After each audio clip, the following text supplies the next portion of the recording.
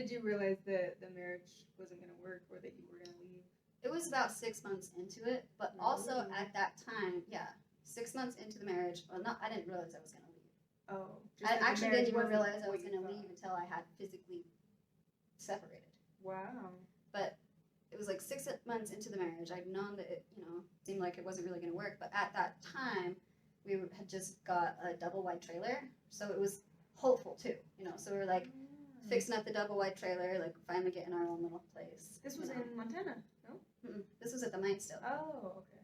Yeah, and so it was like supposed to be hopeful too. And of course, people they would tell me everything will change, everything will be so much better when you have a baby. It's just they bring so much joy in life, and like trying to push, People really think that a baby will save a marriage, but that's not the case. That's because they really want those shackles on that marriage tight. It's true. That's true. That's probably the biggest thing is if they had any doubts of you being in the order or wanting to leave, you having a baby is just more glue to keep you into the order. Yep. Wow. So do you think if you would have had a baby, you would have stayed? I don't even want to think about that. A lot of my marriage that I tried to get pregnant, and then I stopped trying. And towards the end, I even started telling him that I don't want to get pregnant, because what if I get pregnant and you make me miscarry? And I only had to say that a few times before he stopped harassing me about getting pregnant.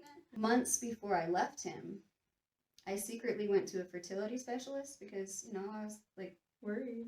I wanted to know what was wrong with me. Why am I so inadequate that I can't get pregnant, And so I went to a fertility specialist, and he was telling me that I'm fine, there's nothing wrong with me. And I was like, well, what about my weight? And he's like, well, you're small, but your build is petite. So for your build and such, it should be fine.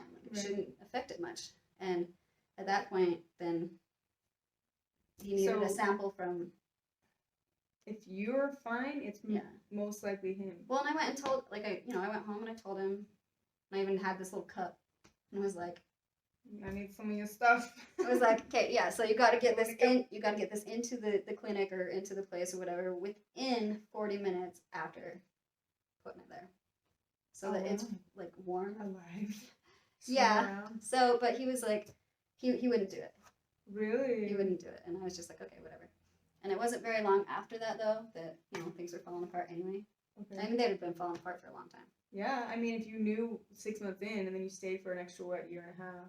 Then, okay, so then what was the straw that broke the camel's back that made you be like, okay, I'm out of here? It was a lot.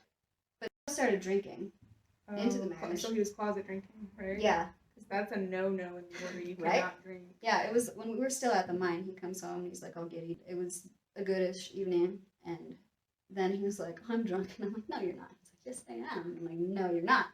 He's like, yes, I am. And I'm like, wow. Why? How? And he's like, well, you drank 3 times when you were 17, so I can drink three times. Of course, it did not stay with it 3 times. Yeah, of course. But so then when we were in Montana, I started drinking with him too. I'm like, well, if you're going to freaking drink, I'm going to drink. Yeah. And neither one of us were even 21. We weren't old enough to get alcohol. How did he get it? A friend from the mine.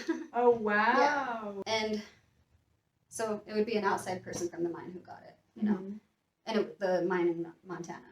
Okay, and so you think the alcohol brought out his abusive side more, maybe? Yes. Honestly, when he was drinking, being all rude and such, I was fine with him continuing to drink because he would end up on the floor and I'd just leave him there. Pass the F out. But then at that point, he has no strength to abuse me. Right, right. So he can verbally say his crap, which he did.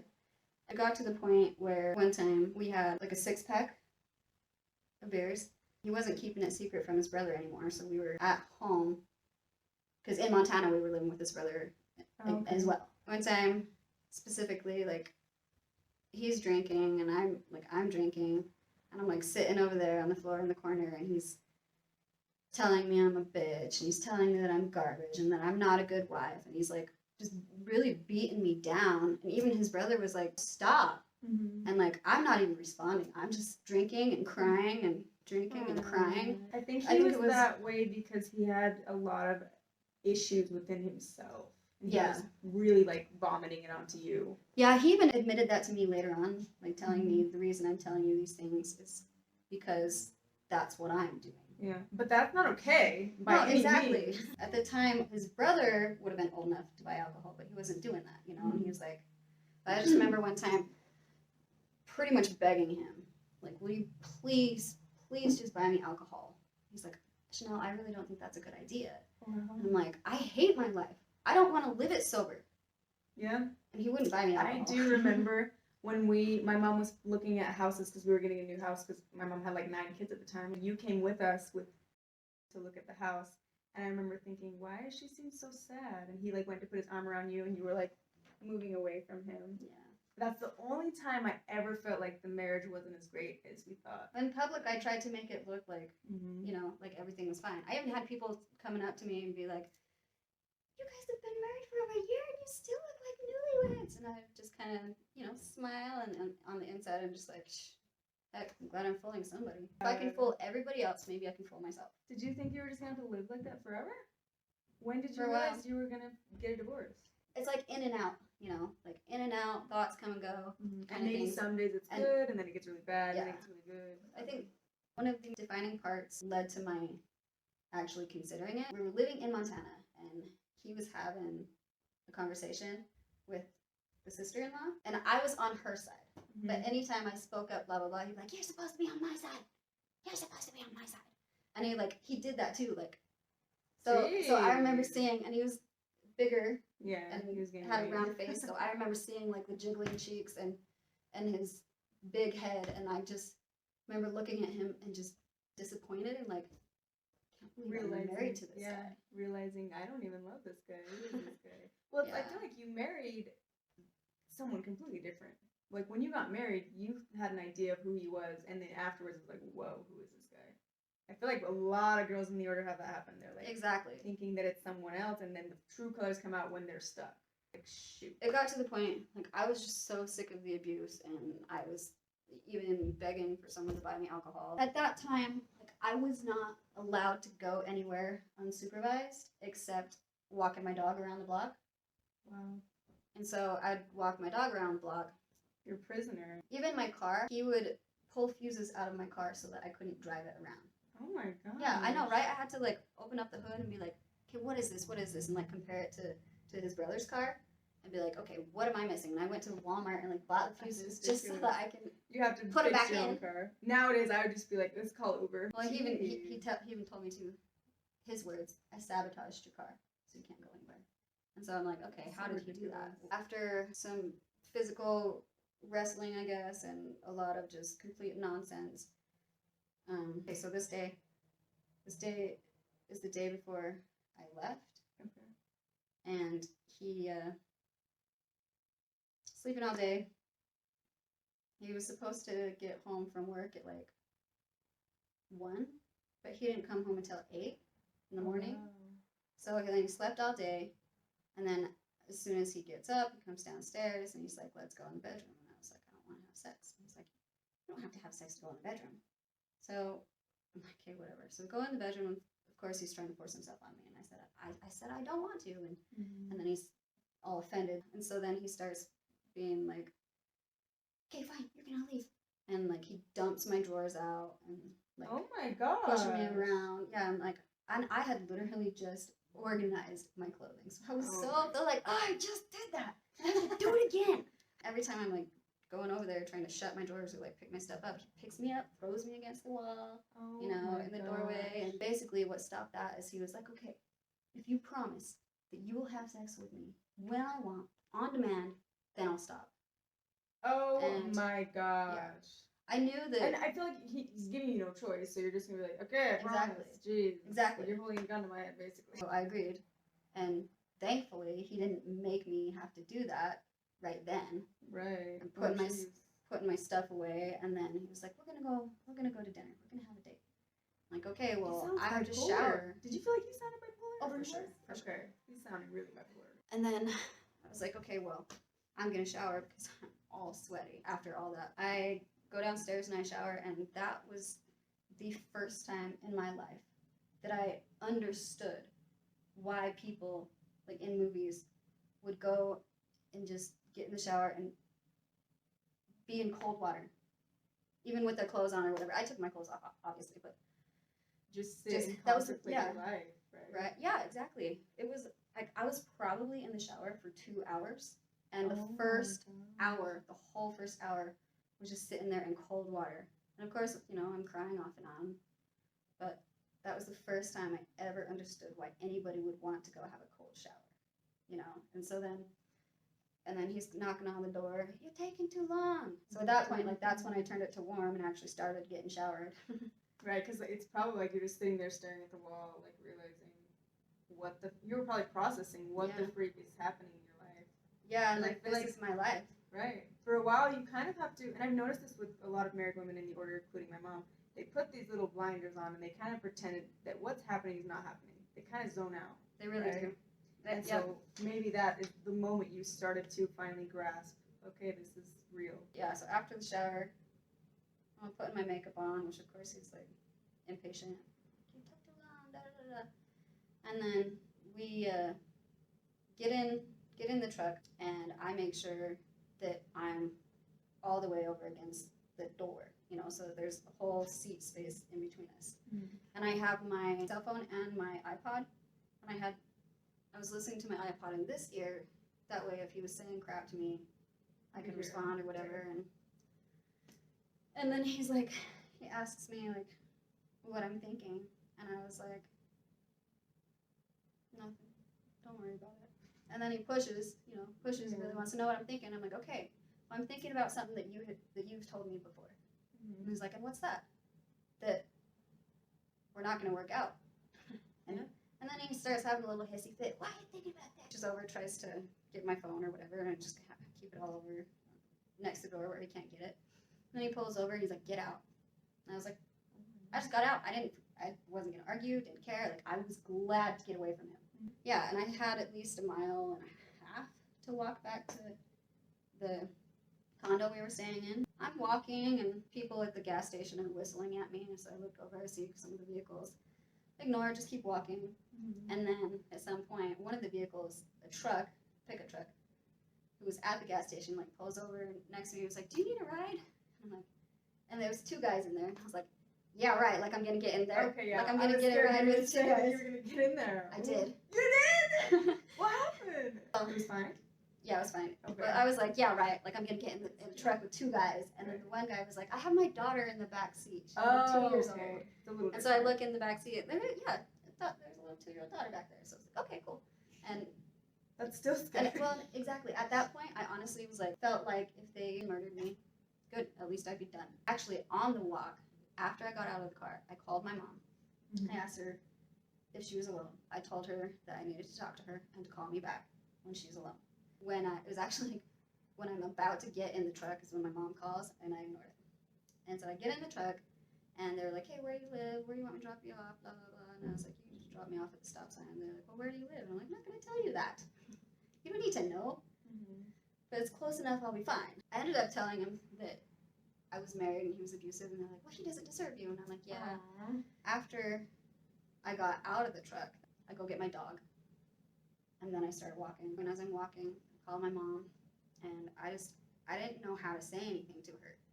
And she could tell that something was wrong, something was up. And so she asks, "Is he abusive?" And immediately I just started crying. And she was like, "Shanell, you know there's more forms of abuse than just physical. There's sexual, there's spiritual, there's verbal." And I finally was just like, tears, and she can hear the crying. Finally was just like, "Mom, it's all of it." Asking how long it's been going on, and it's just, it was really hard. I'm so glad that she asked though, because I didn't know how to say it. I did feel not. like she's very, I don't know, from what I've heard from you and Colleen, she's very in touch with her, like, she can tell when something's wrong with her little girls. And maybe because she's been through the abuse too, so she Yeah. can see the signs.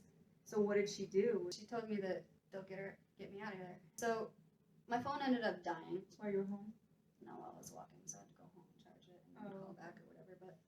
But my mom, at that point, she was telling me, "Okay, I'm talking to your uncles, and they'll come and get you tomorrow.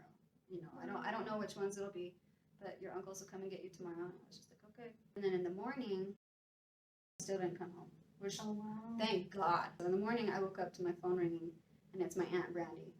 And she's like, Shanell, why didn't you tell me? You made him sound like a complete angel. Why didn't you tell me? And I was just like, you're taught to respect and basically worship the ground your husband walks on.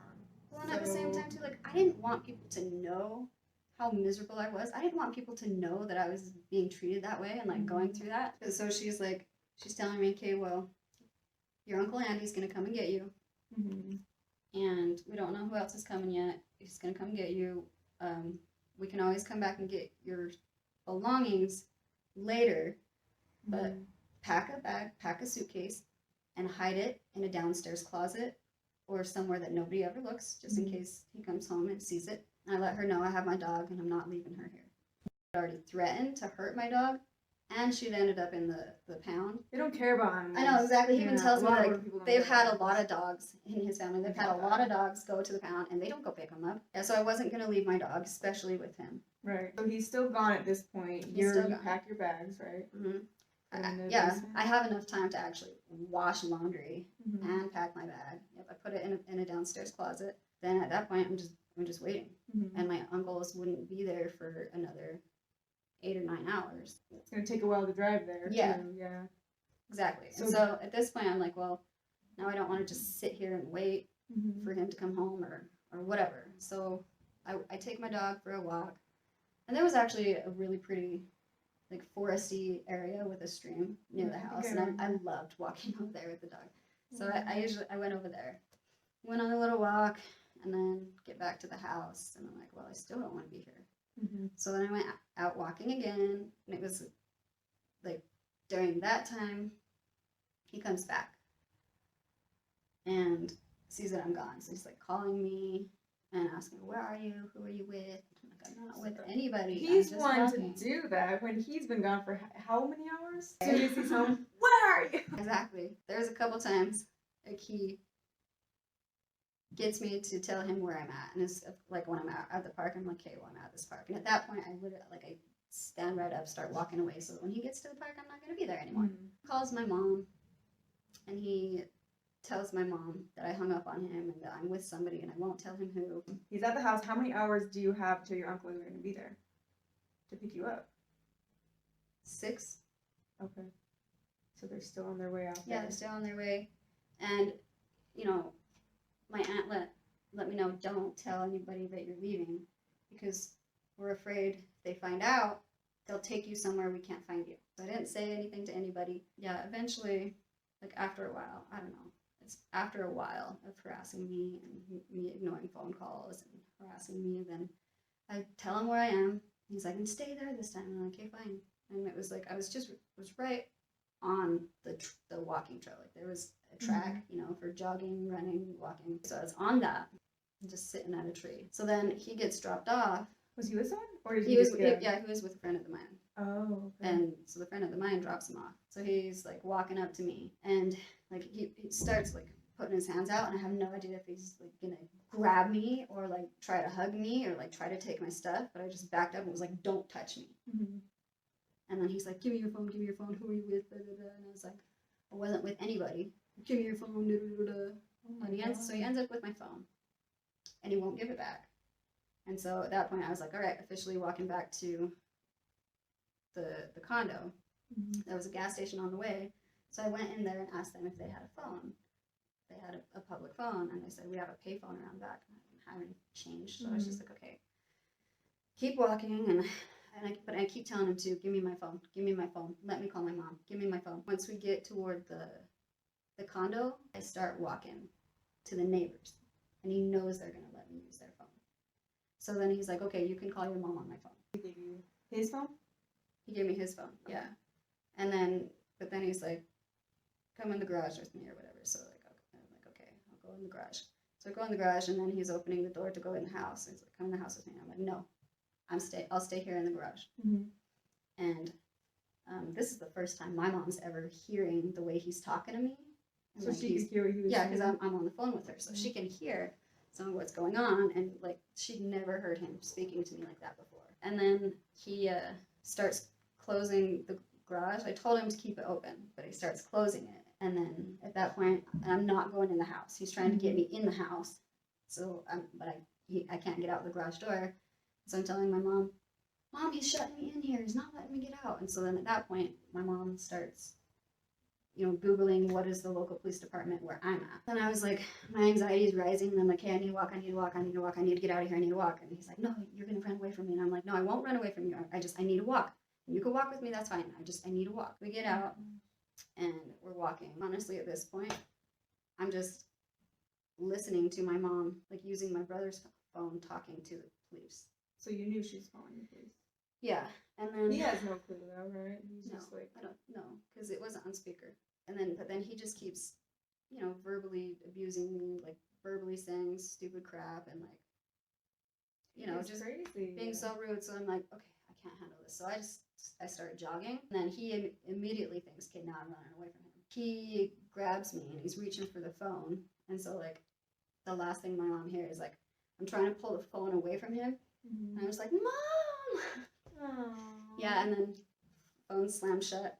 He picks me up and carries me back to the house, and I'm wearing flip-flops, so I'm like curling my toes, trying not to lose him, because I knew if it dropped, he wasn't going to let me pick it up. All the while, too, we're outside, so I'm looking around, I'm like hoping somebody sees this. Right. Like going into the garage and then opening the door to go into the house. There's stairs to go up and there's stairs to go down. We got in the house, still in his arms. He throws me downstairs. Oh my god. I went all the way. Like, I didn't even... Did you break anything? No, I was really bruised. Oh my gosh, jeez. It was at least 8 steps. Oh my gosh. So it wasn't like a super long one. That's still... But, that's like... yeah. But he just, like, he threw me down there. I didn't hit a single one of those steps. Like, I just went all the way down. And I was like, I remember thinking, well, I didn't hit a single step. Oh my gosh. And then at that point, I run into the other room that has a couple windows. He comes down there, keeping me away from the windows and, like, holding me down and making me lay on the couch that's actually under the window. And I was telling him, get off of me, get off of me, get off of me, get off of me, get off of me, And then there's a knock at the door. So, so he gets up. We both look out that window, and it's police officers. He opened the door. Were you relieved? We go, yeah, that was so the first time in my life I was relieved to see police officers showing up at my anything. He answered the door? Yeah, he answered the door. They could see us in that window. We were right by it. Okay, I was going to say. So they separate us. He goes out to talk to some boy police officers, and then a female police officer comes to talk to me. She was like, okay, so what's going on? And I was like, where do I start? And she says, start with why your mom called the police. So I tell her that, and I let her know he still has my phone. She goes out, talks to the police, to him and the other police officers, comes back. She comes back in and gives me my phone. And then she tells me that he's getting arrested because of the domestic abuse, and that he'll only be held for about 24 hours before going in front of the judge, and at that point they may release him, and if they do, I need to be gone. I need to not be there, because usually, it would escalate if he came home to me at that point. And so I let them know that my uncles are actually already on their way to come get me. But I was telling them, I'm like, no, don't arrest him. I don't want him arrested. I don't want to press charges. He's my husband. And they're like, okay, you know what? You don't have to press charges. But in the state of Montana, domestic abuse is against the law. So the state of Montana is going to press charges.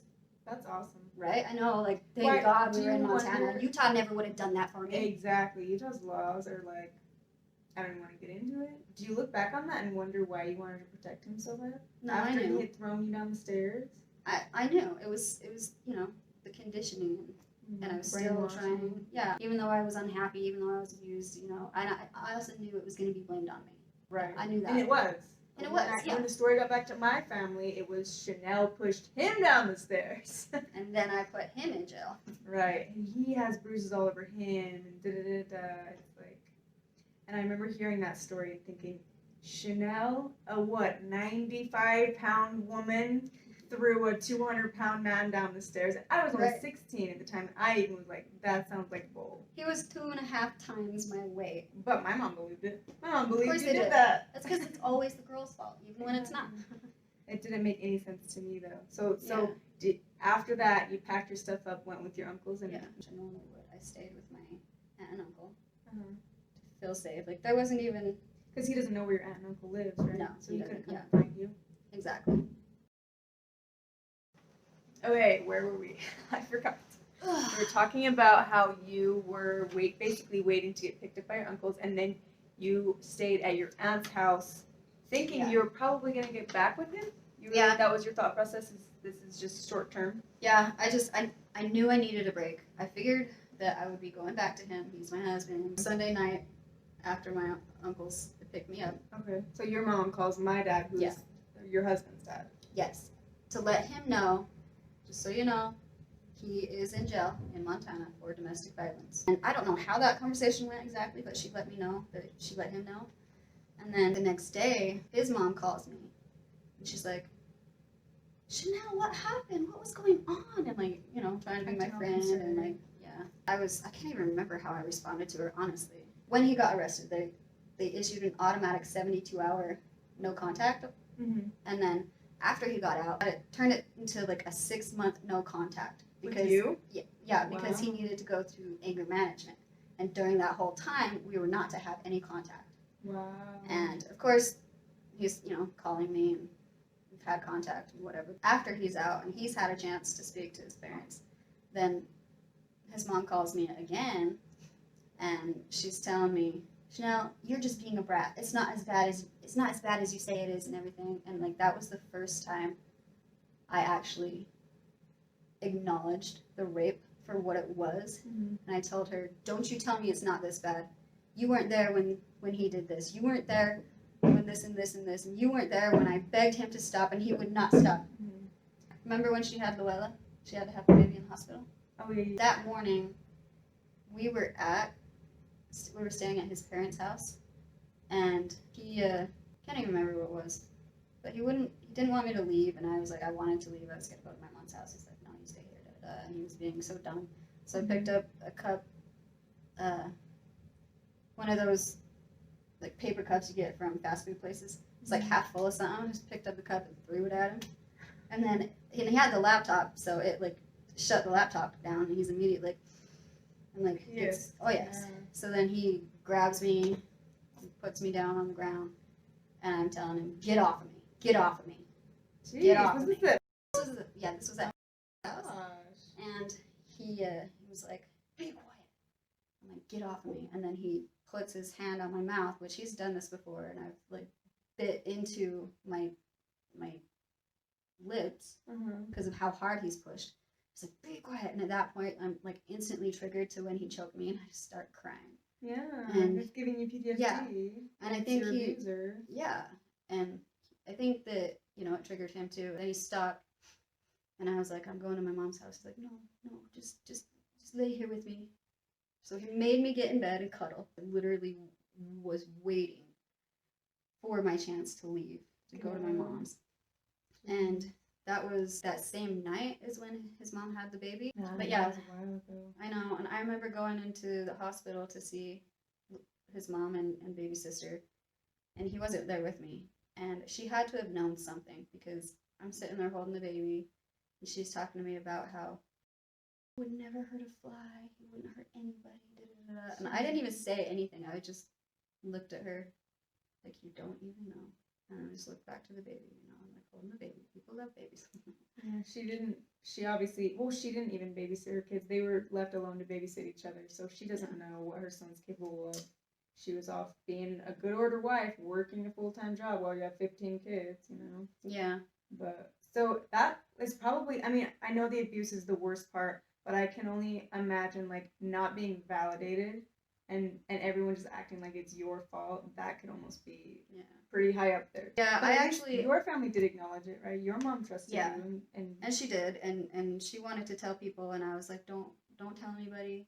Because part of it's a little bit embarrassing, too. It is, right? yeah, it's embarrassing. My husband's abusive. Yeah, and at the same time, too, at that point, you know, I was still trying to process, and I was still in my own mind trying to figure out where I'm going from here. And all the while, at that point, I was still thinking I'm going to go back to him. And then I was telling my mom, don't tell people, I don't want people to know. And then my mom, like, calls me at some point and starts telling me that one of the ladies, okay, one of my aunts who married one of my uncles, is like, just talking trash on me and talking about how I'm an abuser and I'm a cheater and I'm this and that. And my mom was like, I couldn't just let her say that. So I came out and I told her what he was doing and da da da da. Oh, your mom's trying to defend you. My mom's trying to defend me. Were you mad though that it got out? I wasn't mad my truth got out, but it hadn't even gotten out. I was mad that the lies and the rumors had got out. They spread so fast. Yep. They spread quicker than the truth and the order. Exactly. So then, like, at that point, I was just like, what? They're freaking saying this about me? And even I was talking to him on the phone, and even he was like, I don't know why my mom's saying that you're sleeping with hundreds of guys. And I'm like, family's freaking liars. And then... Yeah, I remember hearing all kinds of rumors, like, overnight. All of a sudden, I guess we all just hate Shanell now? Okay. At that point, I was like, okay, fine. Whatever. If they're going to spread the rumors, go ahead and spread the truth. When did you realize that you were not going to get back with him? You didn't want to get back with him? I had been going to counseling for a month, my own personal counseling. So it was 2 months. No, it was only like a month and a half after I'd left him. But I had nightmares every single night. And the nightmares were along the same things. Like, I'm not safe with him.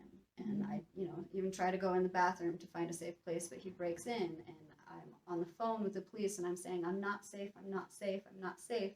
And the police don't come or they don't answer. It's like, just... PTSD. Yeah, every single night.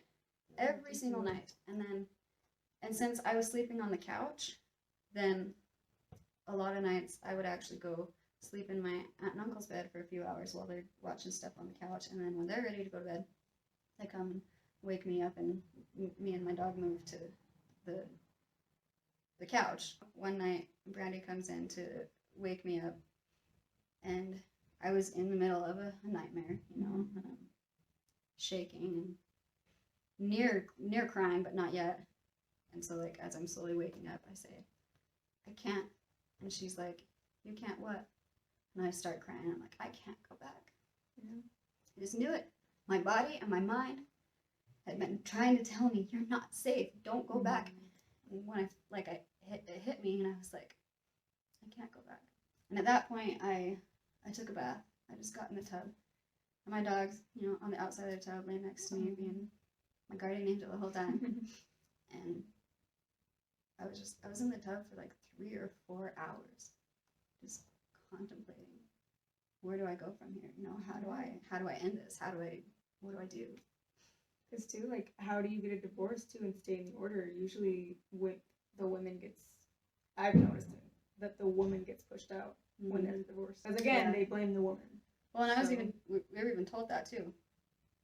Really? Yeah. If we were getting divorced, someone was going to have to leave because the order doesn't support divorce. And then Bro was like, well, I'm not going to be the one leaving. I'm like, all right, well, whatever. Kick me out. With all this crap, I'm ready to say goodbye. So you did your counseling, you stayed at your aunt's house, you realized finally that this was enough. Did you have a meeting with my dad that made you... Yeah. Were you in the order and wanting to hang on to the order at that time when you were having the meeting with my dad? Yeah. I was still wanting to go back and thinking that I was going to go back to that marriage when I had the meeting with your dad. Like, I was even going to church.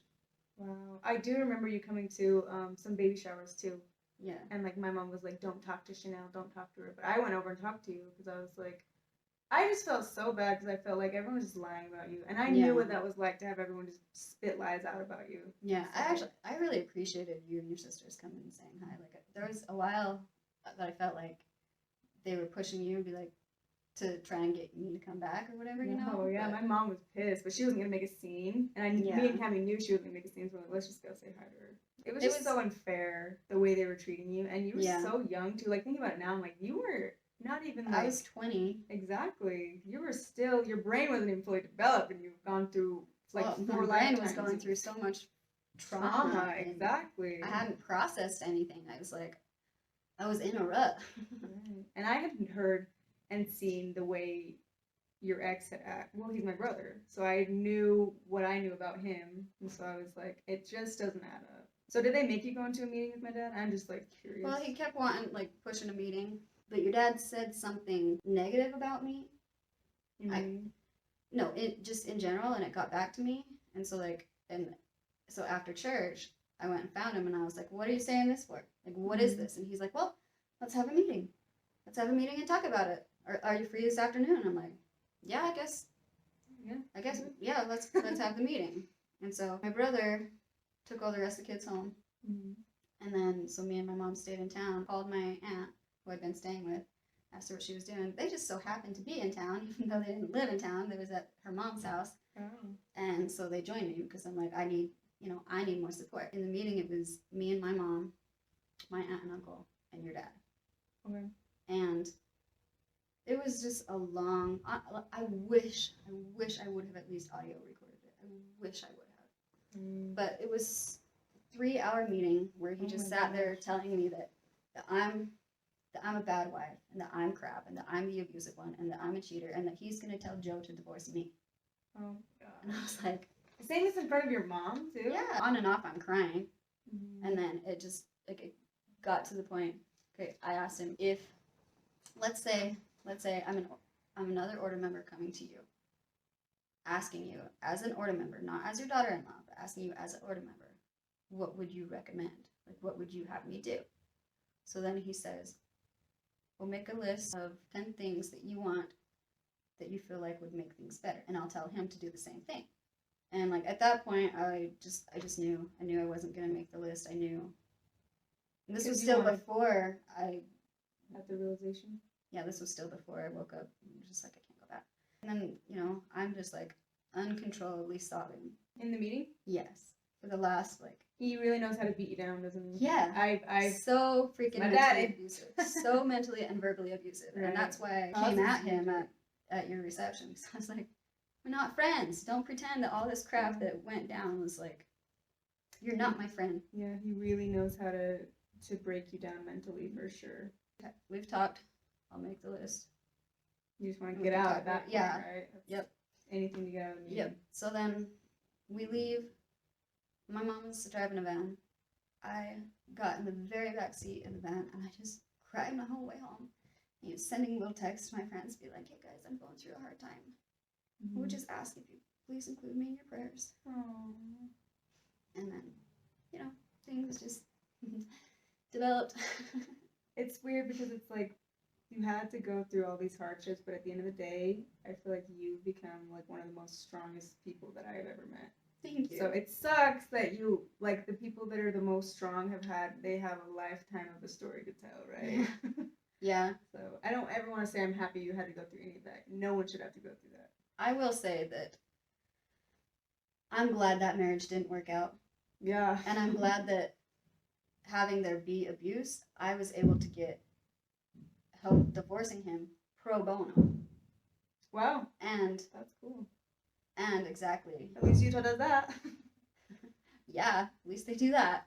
Jeez. But so, and basically now I'm grateful that all went to shit because I got out of it, and now I'm living a way better life. I'm with such a good guy, and we have 3 daughters of our own, and we're not being, controlled or manipulated or right. You don't have to go tie into someone about your marriage. Yeah. That's cute though. He fell for you really hard. Yeah. He's a sweetie. I would love to be part too, just talking about that marriage, because talking about how you guys dated and how he proposed and all that. And your 3 girls are so gorgeous, so cute. How long have you been out? 10 years. When was your 10-year anniversary? You and Colleen left around the same year? The end of June. Wow. Okay, I'm counting when I physically left, even though I hadn't mentally left yet. But that's what I'm counting, because that's when the abuse stopped. That's when I got into a safe place. Right. How long have you been married? 9 years. Wow, that's awesome. One of my last questions is, if Shanell right now could talk to Shanell back in the order, what would you tell her? Is there anything that you would, a message you would send to her? I would say recognize the strength within you. Keep that fighting spirit, but learn the value in patience and silence, because there is a time you just have to be quiet and get through it. And then, after that, fight away. Right. It's true. I mean, especially becoming from the order, you really have to learn to pick your battles. You really do. There's so many battles to have, and there's times you really just have to bite your tongue. Yeah. Which I feel like is so hard for your family because your family was always like, nope, that's wrong. Mm-hmm. Which is good, though. It was a very good example for a lot of people, but then that's what caused your family to have that slandered name, I feel like. Yeah. Because anyone who's going to go against the leader has to be stopped. Wow. I learned so much today, even though I feel like I knew a lot about your story, but this was like very in depth, so I'm really glad we could talk about it. Definitely, if you guys have any questions for Shanell, leave them in the comments down below. I'm going to link her Instagram and YouTube in the comments down below as well. And I guess, is there anything else you wanted to add? You can add my little Twitter in that link too. Oh yeah, we'll do the Twitter, Instagram, YouTube, all the above. Go follow Shanell. She's awesome. And we can do a follow-up video, so make sure you send in your questions. Definitely. We love answering questions. And then we'll just see you guys in the next video. Bye!